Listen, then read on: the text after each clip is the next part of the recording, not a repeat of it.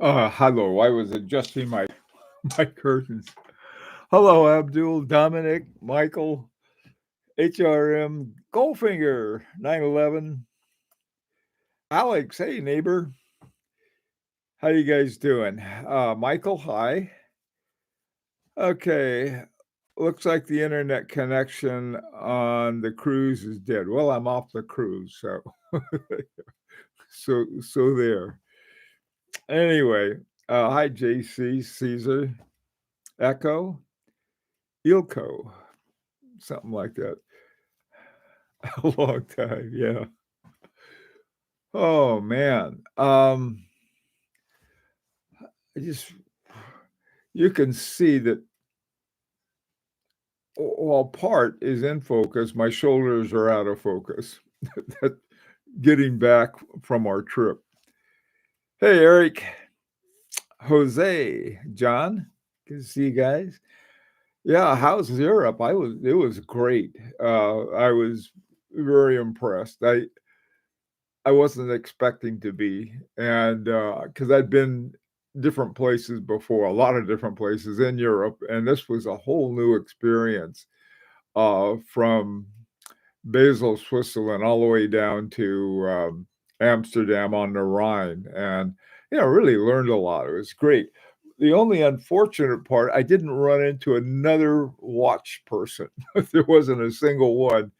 And if you want to be a major bore, I suppose the people who are on the cruise with you have to tell them all about, uh, watches. That'll put them to sleep. But that was that. They were all up in Geneva at the Watches and Wonders or something like that. Anyway, today, or this morning, I should say, what I was thinking about is that at some point in one's collection, they decided, well, I've got this watch and I like it and everything, but I'd sort of like to up my game a little, sort of go on to the next level.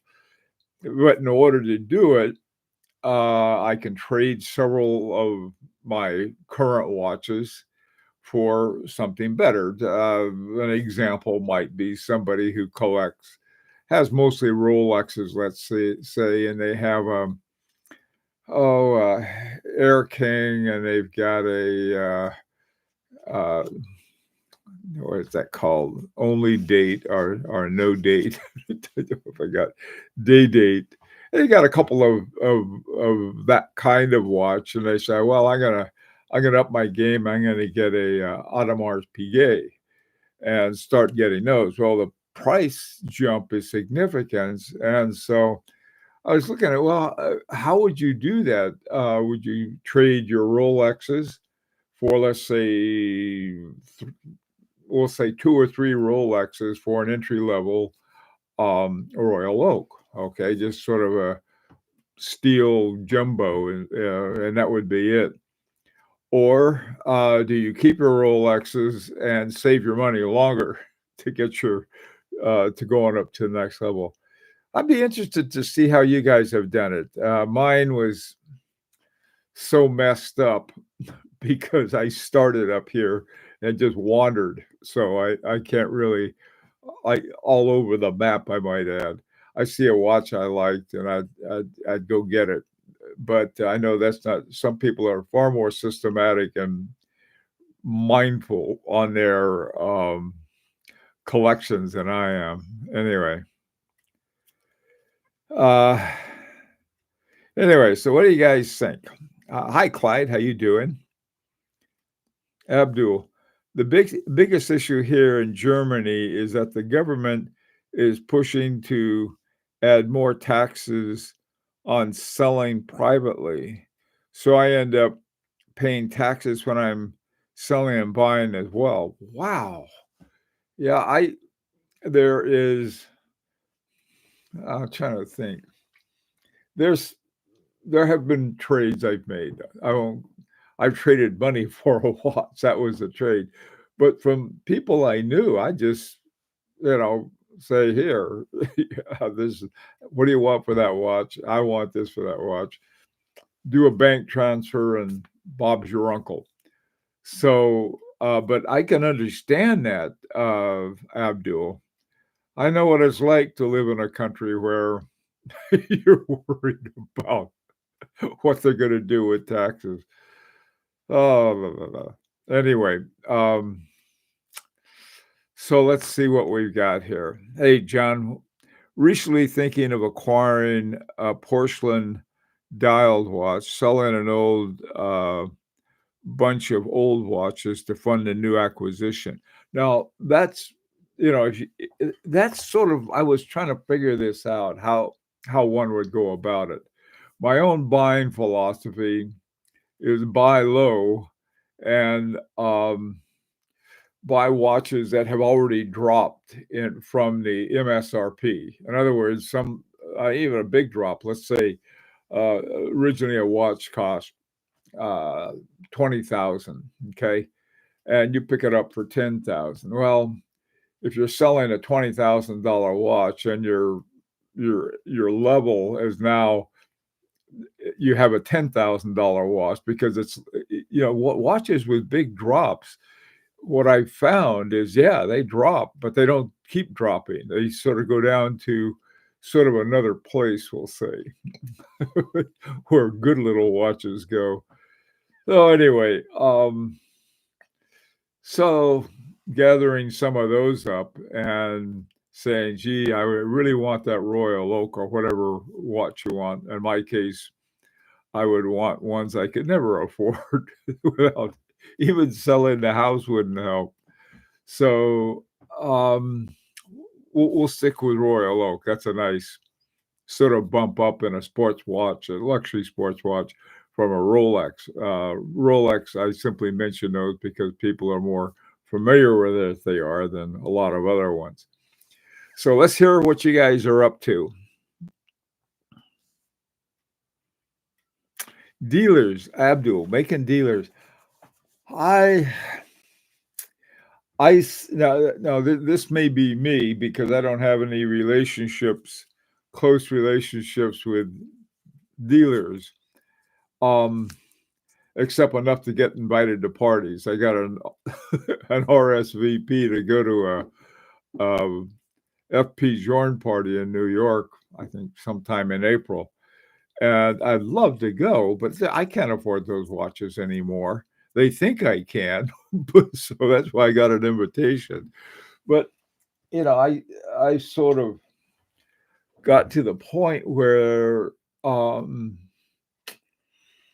moving up, the best way I can do it right now is probably with the Larique group because we can put together watches if we don't run into problems, and not to say that we ever have before, but that would be one way to move up, at least in my mind. But I have watches that I just would hate to sell.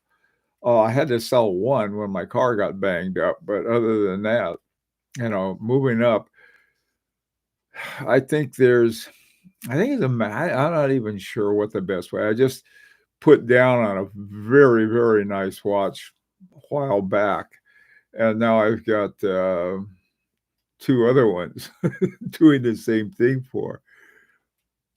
I don't know. I think it's something though that you start collecting, and the reason another good reason for mentioning Rolex is so identified with a luxury watch that if you have a Rolex, you're already at the pinnacle. But then you find out that you're not, unless you have a Dufour simplicity. There's always more places to go. So that's why I'm using Rolex as an example, not as certainly not as a whipping boy, because the one thing about Rolex is they tend to retain their price. So selling them isn't quite as hard as certain other watches at either higher or lower prices because they're not as well known. Okay. Yeah, Dominic, yeah, I'm Dominic. I think that's sort of where my head is that why would I buy a watch if I'm ever going to sell it? So I've sort of got to that point. Um, I've also sort of in my own mind some watches I've recommended that are really good buys that a lot of people ignore. I'm thinking after travel, getting back from traveling with I took my FP Journe and chronometre surveying. The reason I took it, beside out of just sheer vanity, which has never been a problem of having a lack of in my case, the I just wanted a good watch. Here's why. For this last week or so that we were on our cruise, there was this offset between the Europeans who were still on standard time and the US they'd gone on daylight savings time. So you have this offset.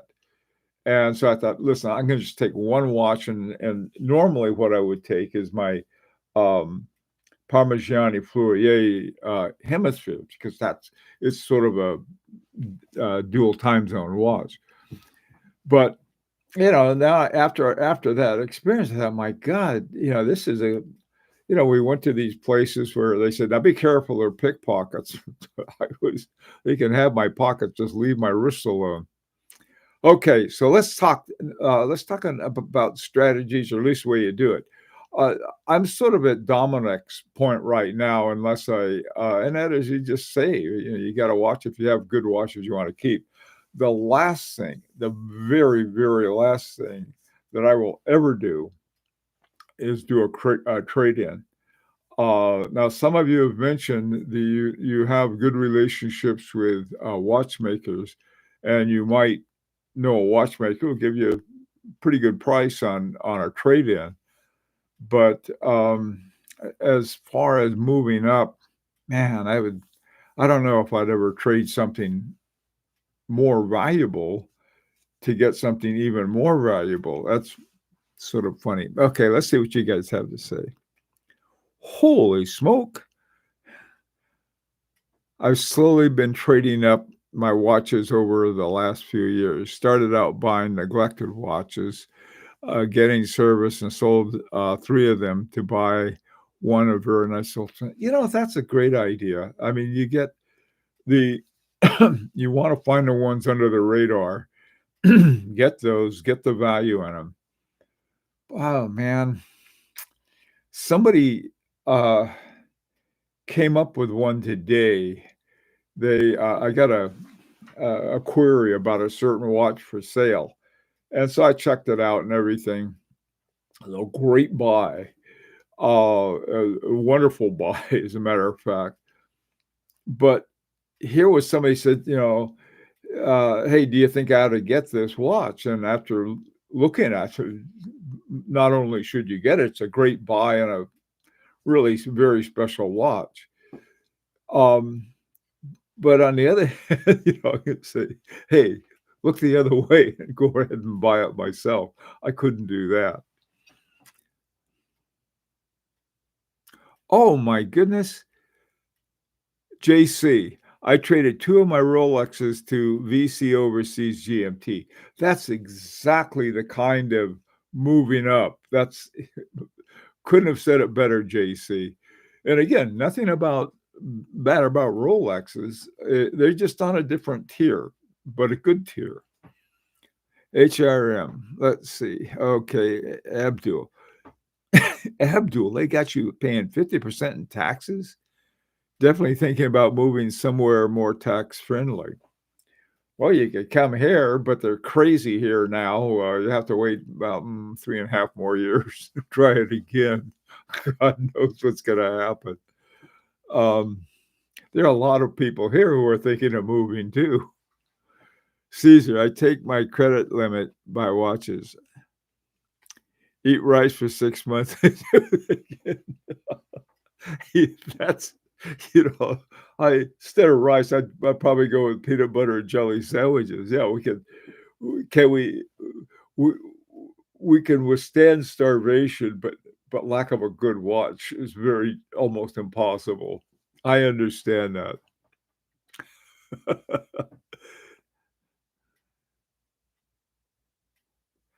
Man, JC, you got the yeah, I like that kind of trade.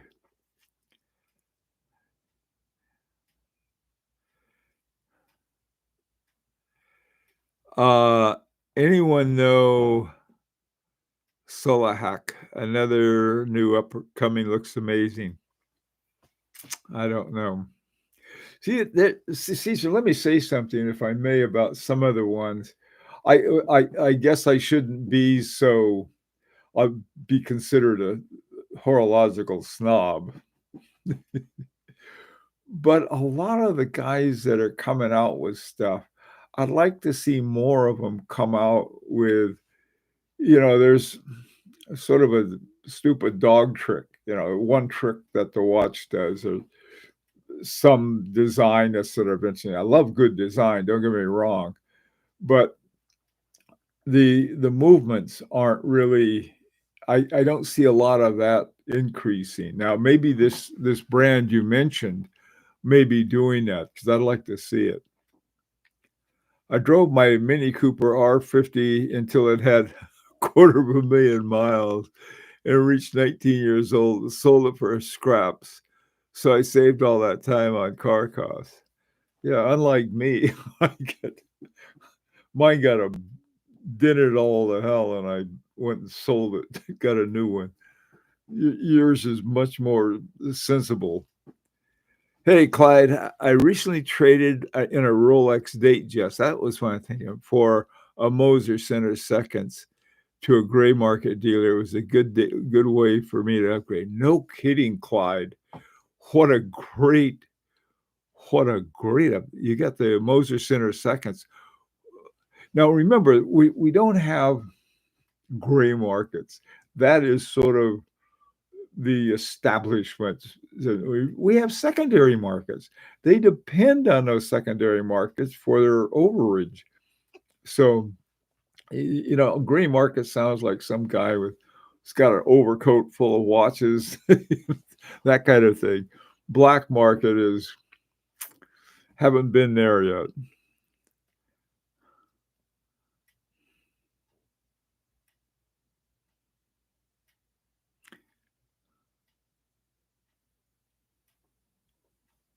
Yeah, they probably are changing. Well, I'm not surprised, but I'm disappointed. You mean they are changing parachrome? Good time to get out. If you'd rather have a watch with traditional things. I've been working sort of with a really top watchmaker, trying to come up with ideas. I'm trying to come up with a Larique type watch that has all of the things that I've admired in other watches, watches from Langenheim, watches from uh, see where Moser, all of these things. A thing here I like, a thing here I like. Trying to come up with something, and the one of the things may be the kind of thing that you can see the movement, but what you're looking at is not a skeletonized one, but rather sort of like a flipped over one. And going through all of that detail is sort of interesting. I have a lot of models in mind, and the person I'm working with is all the brains, and I'm just like, give me one of these kind of guys. But that in looking at that, the permutations and combinations is just amazing. The kinds of things you have to consider. So, my standing as a pretentious watchmaker is not threatened. That I can tell you. Okay, what are you guys doing? Selling to a trader is the worst. I know. You're getting.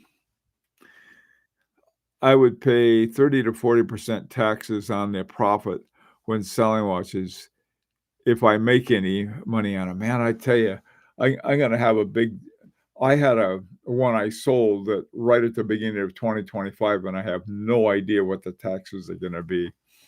And my accountant that I've been with for over 20 years decided now was a good time to retire. Just, I gotta figure that one out too, Abdul. I have no idea what's gonna happen. So I've been very careful about spending money, and anything that comes out of savings, I try to patch up as soon as I can. So, man, I never know. Hi, Joe. Malta. Oh, Malta's tax friendly. Yeah, apparently Isle of Man is, and some of these other Channel Islands are tax friendly. That's a wonderful way of putting it. You know, until God knows, I hope not, the US has been great with importing watches. This is one thing I'll say. We've got like between about 1.5% up to 2 or 3% is all that we pay on watches coming in. Getting in is a problem, especially if they have a strap out of anything other than either metal or cowhide. Anything else is that they get all the, this sounds exotic, and they that's another story. Dominic, I got slightly nutty lately and bought some collector fountain. Ooh, and I don't even use them. I just like the way they look. I'm the same way. I love fountain pens. My Pelican, it's always nice to have around, and I'd rather write with it. You know, I don't write that much. Most of the stuff you do on your keyboard anyway, but you might as well have a nice watch, Dominic. I mean, a nice pen. Now you got several.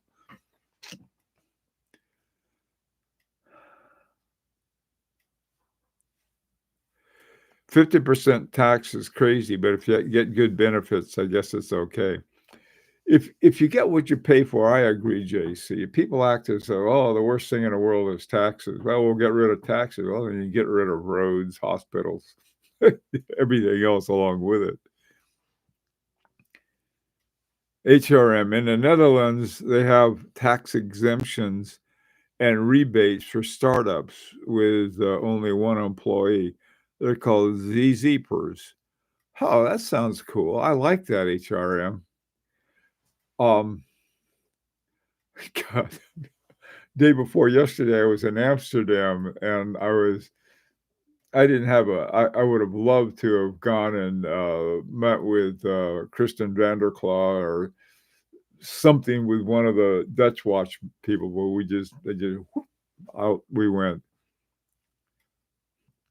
One thing I can recommend, when we flew over this time, we flew over on Air France, loved it. Flew back on KLM, had very lucky. I was not so fortunate with another airline that I will not mention. Okay.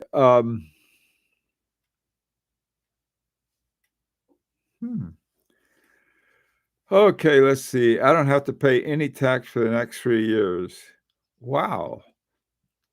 First 4 years, get a tax exemption to until a certain amount, about 40,000 euros, I think. That's a good way to encourage businesses, I think. I like that. I've been in all kinds of these little enterprises that are fun, and we make a little money and then go do something else. I had a watch company with this guy, and he was in marketing, and I did the other stuff. And we made interfaces for robots. There were these Japanese robots, and they wanted us to make interfaces with all of these popular computers at the time. So I did that, and it was so we had to start up a business, and we did that, and it was a lot of fun. And we did it in God, I think 3 or 4 different computers, going into the 8 flashlight bulbs going into the robot, to find out which one of the gates were open, which ones were closed, and when it was open, the light would go off, and so you could read the. Well, it turns out that they only had a 4-bit processor, so only 4 of the lights would ever go on. It was those kinds of things. I mean, that was a business, though, and it was a lot of fun, very entrepreneurial. Had another one with a lawyer, and all the other lawyers stole the software. They pirated the software. So that didn't work out. But, a lot of fun. And I agree with the Dutch, giving a break for you have something really great like that. Hey, we want to start a business. We're going to help you out. I think that's a very good idea.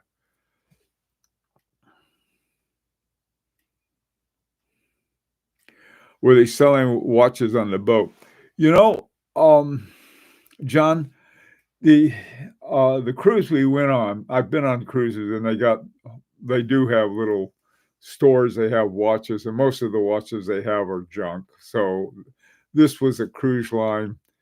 They sold nothing, but boy, they supplied you with all the drinks and the food and everything else. I gained about 7 pounds on this thing, so I'm gonna have to go back, and I think go back to Weight Watchers. They're gonna throw a rope over the nearest oak tree and string me up.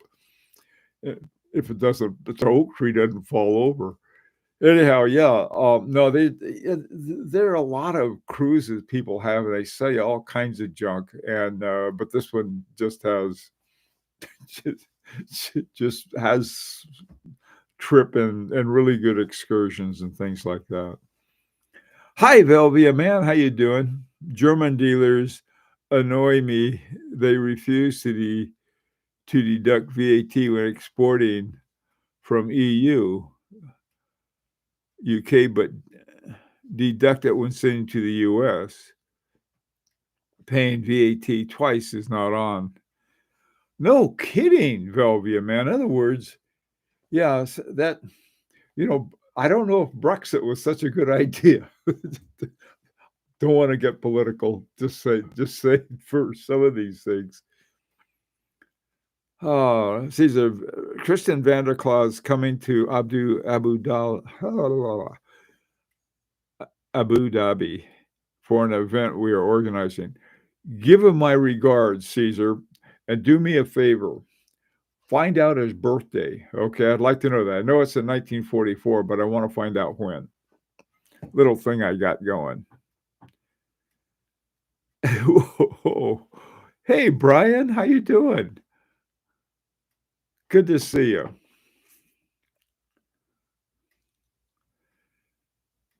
Good morning, Jeff. Think you're real hard on an Armin Strom equal force.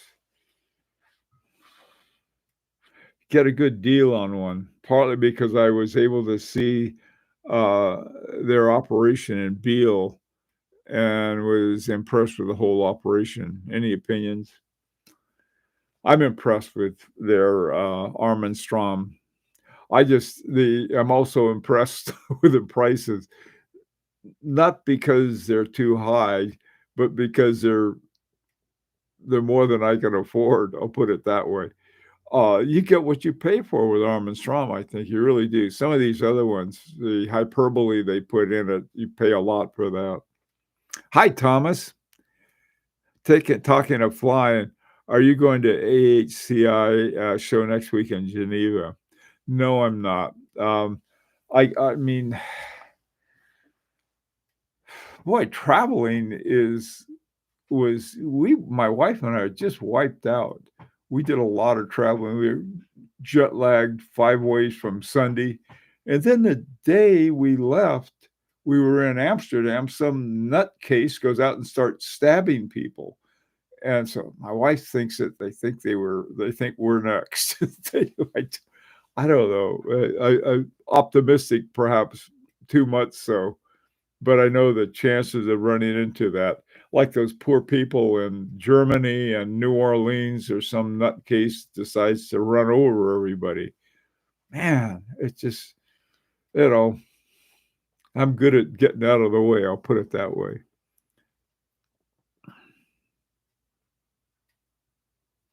Uh-oh, John, it's frying pan time. Oh, it really is. Okay, let me take a few of the last ones. Um, I have something planned for this afternoon too. I'll tell you about that in a second. Let me see your last ones here. Yeah, it does me well. I thanks, Dominic. It's really funny. When I went on vacation, all this stuff happened when I was gone. I got this real important thing from the Grand Prix about getting information about watches. I got a new budget from our designer. I got all of this stuff. And then I got a thing from Google. I got it coming home and but it was fun to ignore. Okay, let's see. Let's finish this up. Only issue is that the cost of living is insane compared to Germany. Average house is over 450K, average rent around 2,000 euro a month, also 50% above. Yeah, we got, these people talk after a certain age. People like to go to these retirement homes or these. Man, I tell you, I saw in the news some people went to a retirement home where they had health care and things like that. Somebody bought them and then jacked up the price. Man, I'm staying put.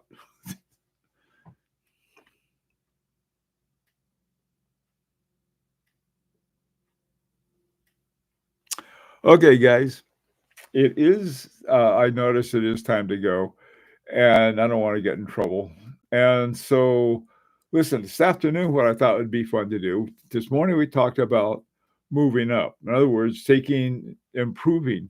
There's also a point where, let's say you have just a few watches, really good watches, and you're sort of tired of them.